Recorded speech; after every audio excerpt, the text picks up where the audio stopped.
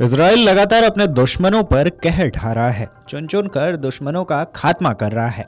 Hamas और Israel के बीच का मामला काफी दिनों से चल रहा है। दोनों देशों के बीच की तल्खी किसी से छिपी नहीं है, जिसके बदौलत मिडिल ईस्ट में कहर मचा हुआ है। हमास की पूरी लीडरशिप खत्म करने के बाद इजराइल अब हिजबुल्लाह का खात्मा कर रहा है। हसन नसरल्लाह की मौत के 32 दिन बाद हिजबुल्लाह के नए चीफ की घोषणा हुई। डिप्टी लीडर नईम कासिम को संगठन की जिम्मेदारी सौंपी गई। ताजपोशी के बाद ही नईम कासिम ने नेतन्याहू को ललकारते हुए कहा कि हमने नेतन्याहू के घर पर हमला किया था। इस हमले में वो बच गए, लेकिन ज़्यादा दिन नहीं बचेंगे। शायद कोई इजरायली ही नेतन्याहू की हत्या करेगा। नईम कासिम अब तक हिजबुल्लाह में नंबर 2 की पोजीशन पर था। नसरल्लाह की मौत के बाद कासिम ने ही लेबनान की जनता को संबोधित किया था। पश्चिम एशिया में इजराइल ने ऐसा बारूदी कहर ढाया है जिसमें एक एक करके उसके दुश्मन ढेर होते जा रहे हैं। ये पश्चिम एशिया में वो मौत वाली कुर्सी है जिस पर बैठते ही इजराइल उसका काम तमाम कर देता है, और इसकी टाइमलाइन काफ़ी चौंकाती है। पश्चिम एशिया में मौत वाली कुर्सी अब तक कई लोगों को खा गई है।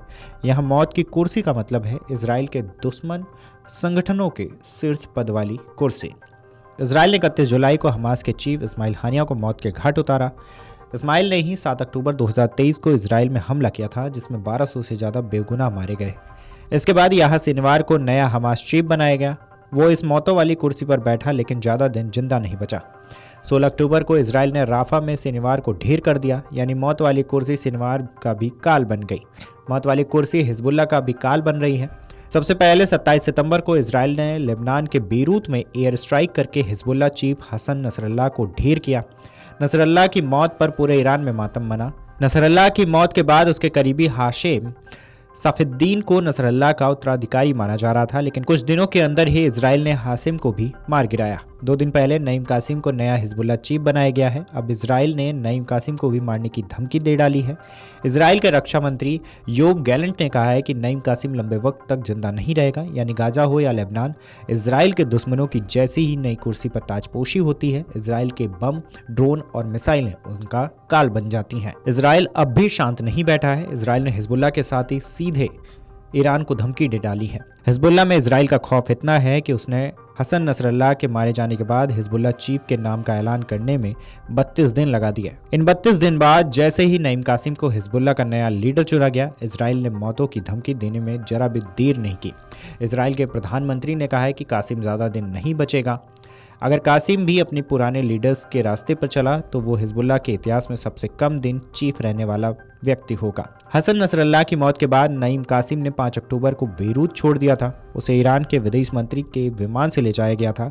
मीडिया रिपोर्ट्स के मुताबिक ईरान के नेताओं ने इजराइल के हमले के डर से कासिम को ईरान बुलाया था। इस बीच इजराइल ने सीधे ईरान को धमकी दे डाली है। इजराइल के सैन्य प्रमुख जनरल हर्जी हलेवी ने कहा है कि अगर ईरान ने इजराइल पर एक और मिसाइल हमला करने की गलती की तो ईरान को इसकी बड़ी कीमत अदा करनी होगी।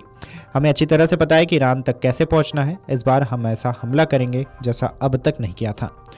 बता दें, इजराइल ने 4 दिन पहले ईरान पर सबसे बड़ा एयर स्ट्राइक किया था। सैटेलाइट तस्वीरों से दावा किया जा रहा है कि इजराइल ने ईरान के न्यूक्लियर ठिकानों पर हमला किया था। खबर तो ये भी है कि इजराइल के हमलों में ईरान को रूस से मिले S-300 एयर डिफेंस सिस्टम को भी नुकसान पहुंचाया है। यह दावा वॉल स्ट्रीट जर्नल ने अपनी एक रिपोर्ट में की है। ईरान के पास रूस से मिले 4 S-300 एयर डिफेंस सिस्टम है, जिसमें से एक को इस साल की शुरुआत में ही इजराइल ने नष्ट कर दिया था। नए दावे के मुताबिक ईरान का एक और डिफेंस सिस्टम नष्ट हुआ है। ऐसे में इजराइल ईरान के कमज़ोर एयर डिफेंस सिस्टम का फ़ायदा उठाते हुए जल्द ही एक और बड़ा अटैक कर सकता है, जिसके बाद एक और बड़ी घटना देखने को मिल सकती है। Video desk amarujala.com। अगर आप ये वीडियो YouTube पर देख रहे हैं तो हमारे चैनल को सब्सक्राइब कर बेल आइकन दबाएं, और Facebook पर देख रहे हैं तो हमारे पेज को लाइक करें। 8 मिलियन प्लस सब्सक्राइबर, आपके इस भरोसे के लिए बहुत धन्यवाद।